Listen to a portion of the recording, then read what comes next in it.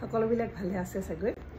আজি মই অকণমান কথা আকৌ মনলৈ আহিছে, সেইটো হৈছে কিতাপৰ কথা। কিতাপটো আমি সকলোবিলাকেই পঢ়োঁ। আগৰ মানুহবিলাকে কিতাপৰ লগত অলপ বেছি সম্বন্ধ আছিলে।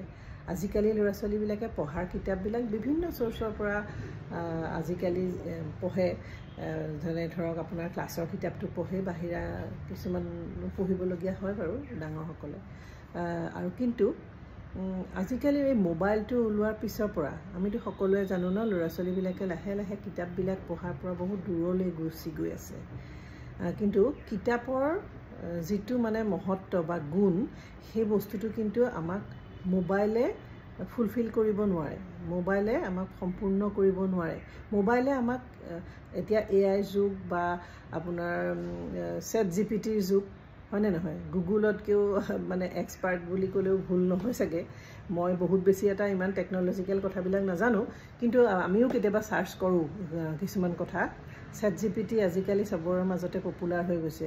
কিন্তু সেই বুলি যে আমাৰ কিতাপৰ গুৰুত্ব নাই তেনেকুৱা নহয়। আমি এতিয়া গোটেই মানুহবিলাকে, বিশেষকৈ সৰু সৰু ল'ৰা ছোৱালীৰ মাকবোৰে আমি চেষ্টা কৰিব লাগিব যাতে ল'ৰা ছোৱালীবিলাকক আমি কিতাপৰ মাজলৈ ঘূৰাই আনিব পাৰোঁ। আৰু কিতাপে এয়া চাওক, এতিয়া ধৰক আপুনি কিবা এটা আমি মোবাইলত বস্তু এটা আমি চাৰ্চ কৰিলেহে সি দিয়ে, নহয় জানো? কিন্তু সিটো নিজে নিজে ওলাই নাহে। আপুনি চাৰ্চ কৰিব লাগিব। চাৰ্চ কৰিলে আপুনি কিতাপতকৈ হয়তো অকণমান বেছিয়ে পাব, সেইটো হয়। কিন্তু মানুহৰ মগজলৈ তেতিয়াহে আহিব যেতিয়া সেইটো নেচেচেৰী হ'ব। কিন্তু আপুনি কিতাপ এখন যদি আমি এটা বিষয়ৰ কিতাপ এখন যদি আমি লৈ লওঁ, সেই কিতাপখন যদি আমি এফালৰ পৰা পঢ়ি গৈ থাকোঁ, তেতিয়াহ'লে অট'মেটিকেলিতো সেই তাত থকা নলেজখিনি আমাৰ সোমাই গ'ল। এতিয়া আপুনি বিশ্বকোষেই হওক বা বিভিন্ন ধৰণৰ ইনফৰ্মেটিভ কথাবিলাকেই হওক। এতিয়া চাওক দেই, মই এইখন কিতাপৰ কথাই কৈছোঁ। এইখন কিতাপৰ কথা কৈছোঁ। এই কিতাপখনত এনেকুৱা ধৰণৰ কিছুমান ইনফৰ্মেশ্যন আছে। মই কাকো মানে হেৰি কৰিব যোৱা নাই, মানে এইটো এডভাৰটাইজ কৰা নাই। কিন্তু এইটো আমাৰ সুলিখক শান্তনু কৌশিক বৰুৱাৰ কিতাপ এখন। মানে তেখেতৰ যিখন এইখন এই ভাৰত ইয়েৰ বুক। ছাপ'জ আমি এইখন কিতাপ আমি যেতিয়া এফালৰ পৰা চাই যাম, মানে এইখন বস্তু বাৰু এনেকৈ ইনফৰ্মেশ্যন চোৱাই বস্তু, কিন্তু তথাপি আমি যদি কিতাপখন এফালৰ পৰা পঢ়ি যাওঁ বুলি কওঁ নহয়, তেতিয়াহ'লে আমাৰ নলেজটো এফালৰ পৰা বাঢ়ি বাঢ়ি গৈ থাকিব। তাৰমানে আমি চাৰ্চ কৰিলেহে পাম, সেইটো তেতিয়াহে শিকিম, সেইটো নহয়।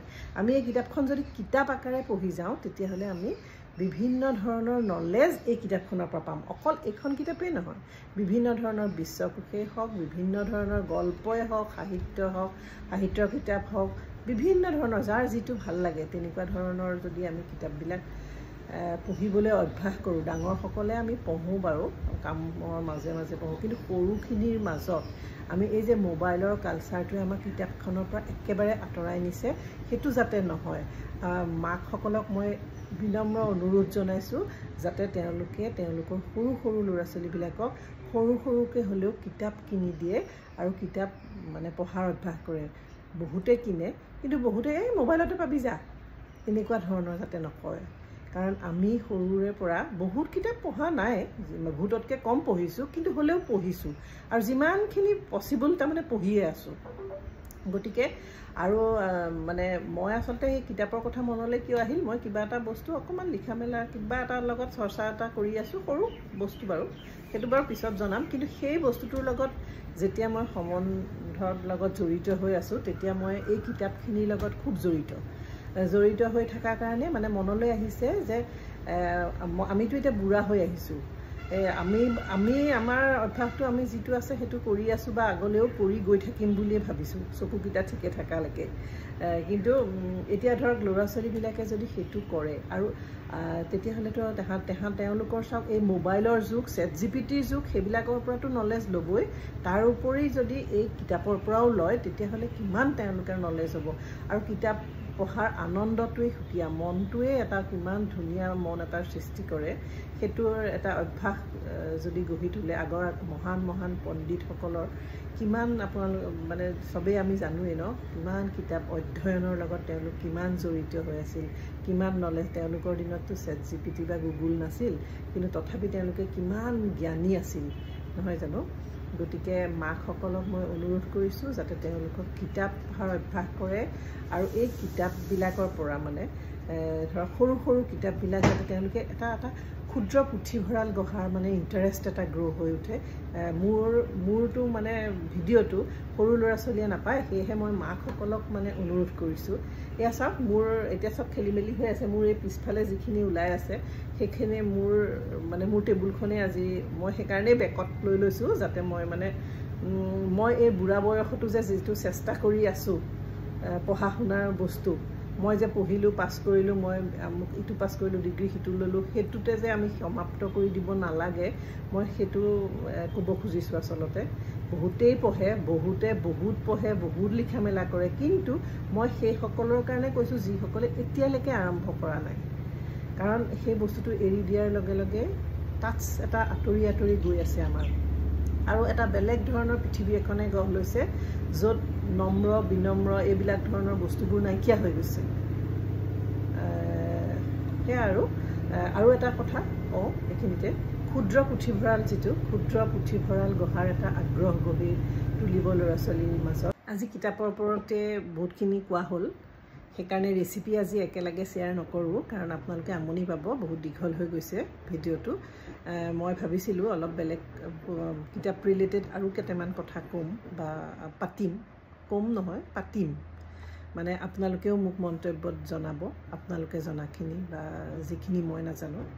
আৰু এই যে আজি মই আৰু এটা যিটো টপিক ক'ম বুলি ভাবিছোঁ সেইটো মই নেক্সট ভিডিঅ'ত ক'ম দিয়ক। আজি ক'লে অকণমান বেছি দীঘল হৈ যাব।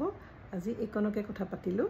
আপোনালোকৰ লগত কথাবিলাক শ্বেয়াৰ কৰি যিখিনি বস্তুৰ লগত মই সদায় টাচত থাকোঁ, কেতিয়াবা কিছুমান মনলৈ ভাৱ আহে, আৰু সেই ভাৱখিনি আপোনালোকৰ লগত শ্বেয়াৰ কৰিবলৈ পালে মোৰ বহুত ভাল লাগে। মনটো মই এটা বেলেগ ছেটিছফেকশ্যন এটা পাওঁ।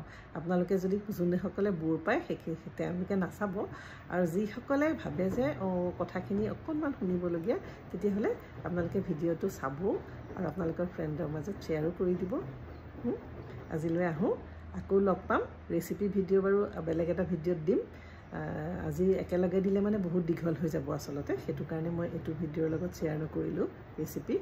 আৰু মই এই যে ক্ষুদ্ৰ পুথিভঁৰালৰ ওপৰত আপোনালোকক ক'বলৈ ধৰিছিলোঁ, কিন্তু বা বুক কেয়াৰিঙৰ কেনেকুৱা ধৰণৰ কথা, সেইখিনি কথা আকৌ বেলেগ এটা ভিডিঅ'ৰ লগত একেলগে পাতিম দিয়ক। আহোঁ তেতিয়াহ'লে, দিনটো শুভ হওক।